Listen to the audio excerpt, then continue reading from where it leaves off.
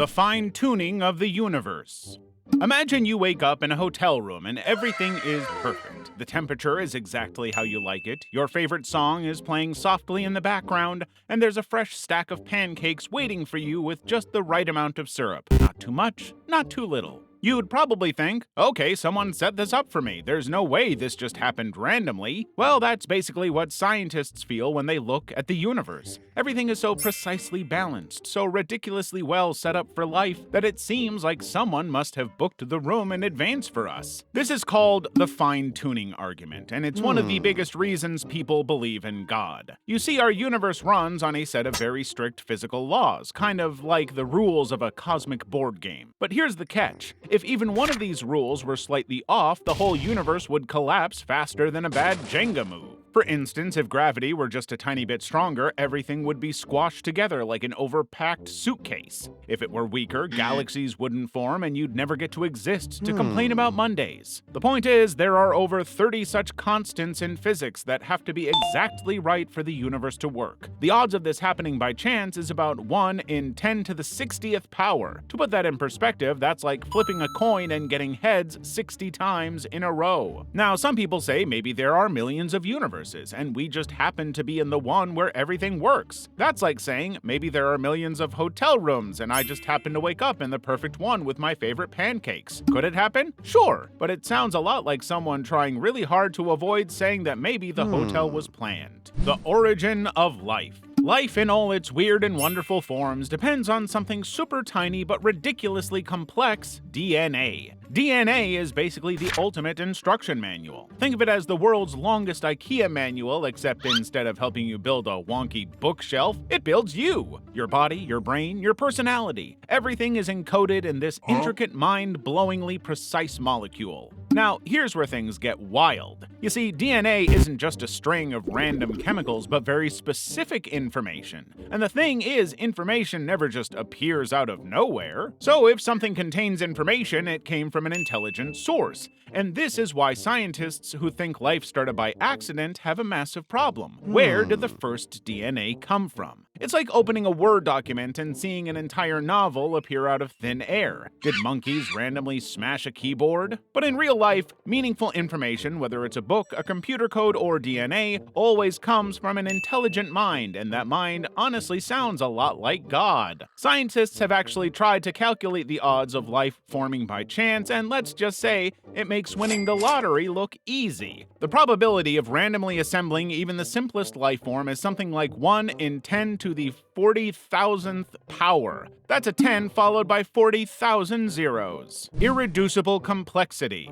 Just imagine you walk into a room and see a fully built Jenga tower. No one is around, so you think the tower just assembled itself over millions of years. But then you try to pull out just one block and boom, the whole thing collapses and shatters. Well, that's because the tower only works if all the pieces are in place. Now, imagine something way more complicated than Jenga, like the human eye, the bacterial flagellum, or even your blood clotting system. These things aren't just complicated, they are irreducibly complex, meaning they only work if all the parts are there at the same time. Remove just one, and the whole system falls apart faster than a cheap lawn chair. For instance, the bacterial flagellum is basically a tiny biological motor that bacteria use to move, and it has a rotor, a stator, a drive shaft, a propeller, and even a clutch. That's right, your car and a bacteria have something in common. But the thing is, if any one of these parts is missing, the flagellum doesn't work at all. Not works poorly or moves a little. No, it's as useless as Wi-Fi in a basement. So, why we believe evolution works step by step, right? The thing is, you can't evolve this thing one piece at a time, because without all the parts working together, the flagellum does nothing. It's like trying to evolve a car by randomly adding parts over time. A wheel by itself, useless. A steering wheel without an axle, just a weird hula hoop. You need the whole system assembled at once, just like in an intelligent design. So maybe, just maybe, there was a divine engineer behind it all, a cosmic architect, a mastermind with blueprints for life itself. The existence of laws of nature. So the universe as you know it runs on a strict set of rules, which are the laws of physics, mathematics, chemistry, and thermodynamics. It's like the ultimate instruction manual that no one ever actually reads, but everyone everyone follows anyway. Gravity always pulls, never pushes. The speed of light is exactly 299,792,458 meters per second. No exceptions, no special sale where light gets a discount and goes half off. And energy can't be created or destroyed, only transformed. Which means you can't just conjure energy out of thin air unless you're a wizard, but even then, it's never still out of thin air. Think about the legal system. If you walked into a country and found a fully developed set of laws, traffic rules, tax codes, and even a no pineapple on pizza law,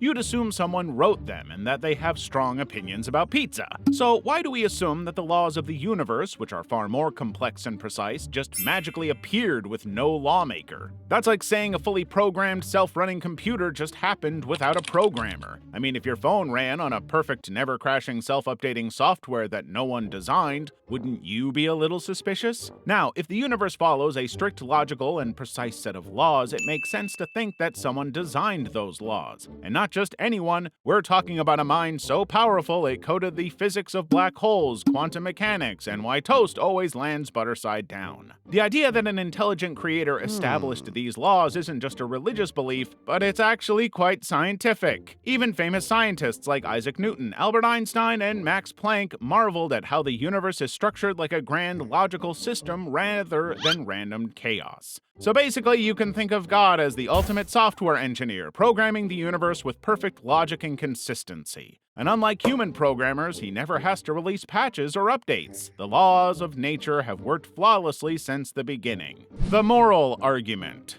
Some people think morality is just something we humans made up, like the rules of Monopoly, which practically always end in family fights, but that's not our concern right now. Now, if it's true that morality is something humans made up, then nothing is really right or wrong, it's just socially acceptable or not, and that's a huge problem. For example, we all know that things like murder, stealing, and kicking puppies are wrong. But if morality is just a human invention, then technically those things would only be wrong because we decided they were. If enough people change their minds, would murder suddenly become okay? Well, nope. So the fact that some things are objectively wrong no matter what anyone thinks suggests that morality is based on something bigger than human opinions. Think about it. A speed limit sign exists because someone put it there. School rules exist because teachers, aka the fun police, enforce them. Therefore, if objective moral rules exist, there must be a moral rule maker. And that sounds an awful lot like God. Without God, morality would be like trying to play chess with no rules. You'd move the queen like a knight, throw pawns across the room, and claim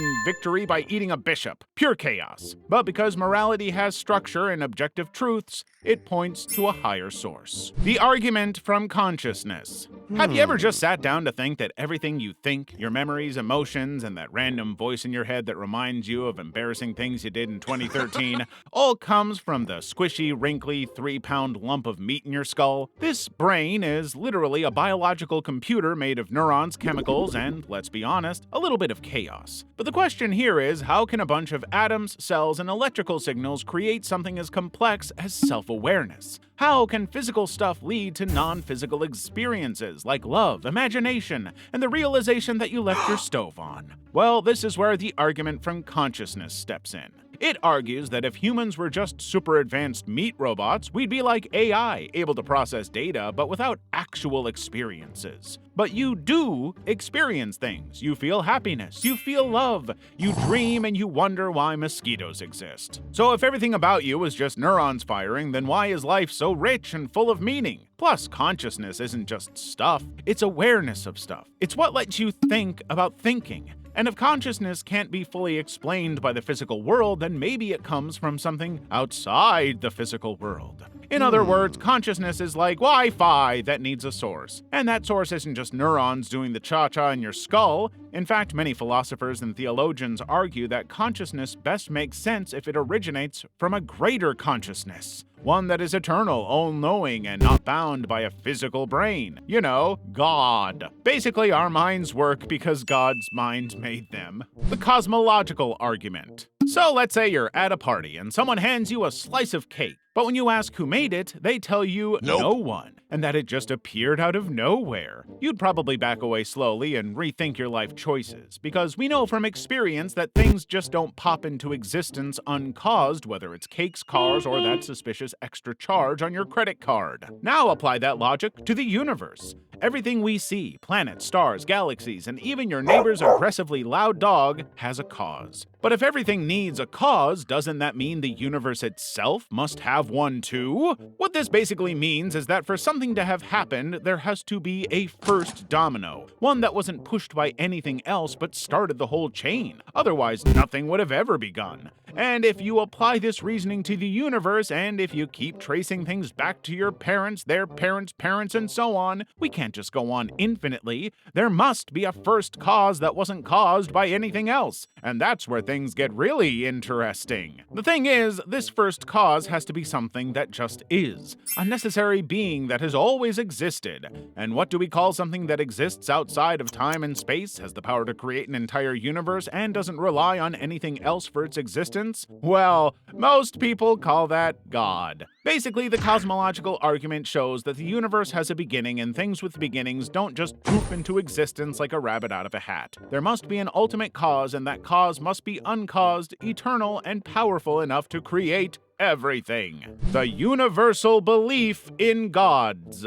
Imagine you wake up one day and everyone you know, your neighbor, your grandma, your pizza delivery guy, claims to have seen the same mysterious being. No one sat down to plan this. They didn't hold a global Zoom call to synchronize their stories. And yet, across different cultures, continents, and historical periods, people have independently come to believe in some kind of higher power. Now, while this might be a coincidence, the truth is that when something keeps happening over and over across time and space, we usually take it seriously. If everyone throughout history believed in gravity, we wouldn't just say it was just a trend. So why do humans, no matter where or when, keep believing in God? You see, no matter where you go, ancient Egypt, Viking villages, African tribes, medieval Europe, or even your uncle's weird conspiracy theory group, people believe in some version of God. He may have different names, different rules, or a different number of arms, but the core idea remains that there's something out there bigger than us. Think about it. If belief in God was just some cultural fluke, you'd expect only a random few places to have it. Like how some countries drive on the left side of the road while the rest of us drive correctly.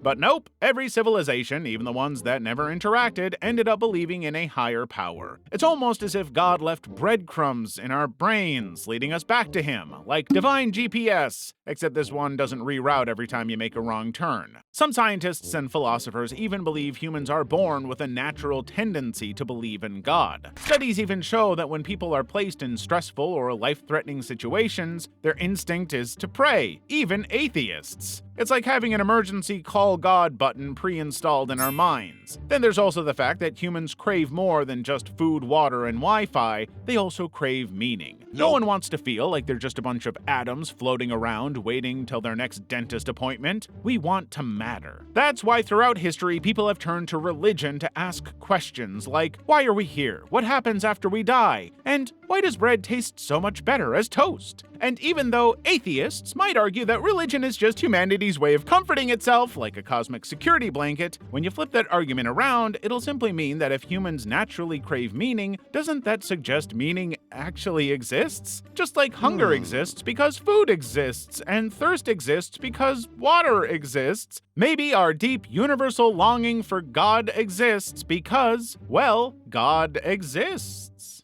Materialism cannot explain everything. Materialism argues that love is just a bunch of chemicals swirling in your brain. You love your mom because that's just oxytocin in your brain doing its thing. But let's be real, if you forgot your mom's birthday and then told her, relax mom, my love for you is just a chemical illusion, you better have a good escape plan. Basically, love, joy, and deep emotional connections aren't just biology doing a chemistry experiment, they actually mean something. And if love is real but materialism can't properly explain it, maybe there's more to reality than just atoms and molecules. You look at something beautiful and feel something powerful, something beyond words. That's not because neurons are firing and beauty isn't just atoms arranged in a pleasing way. It's something deeper, something that speaks to the soul. But if the world is purely material, what's a soul doing in it? At the end of the day, materialism tries to explain everything using just matter and energy, but it keeps leaving important things out like love, beauty, and even morality. These are more than just neurons firing and atoms colliding because they they point to something even materialism can't explain, but the idea of a god can. Prophecies fulfilled. So say you're applying for a job, but instead of needing a resume, you have to meet 300 plus ultra-specific qualifications, some of which are beyond your control, like where you were born, how you'll die, and what people will do with your clothes after you're gone. Crazy, right? Well, that's what Jesus had to deal with. The Old Testament had a long list of prophecies about the coming Messiah, and Jesus checked off an insane number of them, including getting born in Bethlehem, which was prophesied in Micah 5 verse 2, getting betrayed for 30 pieces of silver, getting hands and feet pierced, and even down to people gambling for his clothes. Now, either Jesus was the best planner in history or something bigger was going on, because you can control some things, like what you say and do, but you can't exactly stage your birthplace, how your enemies will treat you, or what people will do with your corpse. The Bible also predicted the destruction of major cities, sometimes with details so specific it's like an ancient demolition notice. For instance, the prophet Ezekiel in the book of Ezekiel 26 verses 3 through 14 say Tyre would be destroyed, flattened, and even have its debris thrown into the sea. A few centuries later, Alexander the Great showed up, bulldozed the city, and literally used the rubble to build a bridge into the sea. Today, guess what's left of Tyre? Well, bring a snorkel to find out. It was also prophesied Babylon would be wiped out and never rebuilt, and despite being one of the greatest cities in history, it's just ancient ruins in Iraq, and even when Saddam Hussein tried to rebuild it, he failed woefully. Coincidence? I think not. And even though some argue these events were staged, good luck convincing Alexander the Great, the Roman Empire, and modern geopolitics to all follow an ancient script. So basically, fulfilled prophecies for believers are like Exhibit A that history has a divine scriptwriter. And if that's true, then someone out there knows how this movie ends, so you might want to stick around for the credits.